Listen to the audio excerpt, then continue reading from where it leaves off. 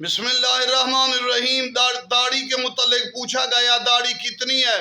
दाढ़ी एक मुठ जो है ये है सुन्नत, इससे छोटी हो तो वाजिब अदा होता है।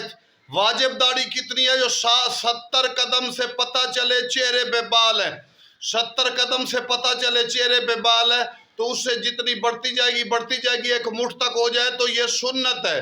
दाढ़ी रखना वाजिब है, एक मुठ रखना ये सुन्नत है। मुठ से कम हो तो वाजिब अदा हो जाता है।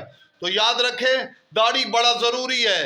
चेहरे पर बाल हो 70 कदम से तो ये फ़र्ज अदा होता है, कुछ बड़ी रख लें, और एक मुठ हो तो सुन्नत है। जब आफ्ताब जहान माताब ज़मान इमाम ज़माना आएंगे ना कुछ सुन्नत का तारिक रहेगा ना वाजिबात भी सारे अदा करेंगे और सुन्नत एक मुठ दाढ़ी भी सारे रखेंगे। लिहाजा याद रखें कि इमाम ज़माना के दौर में फ़ौज में दाढ़ी मुंडा कोई नहीं होगा।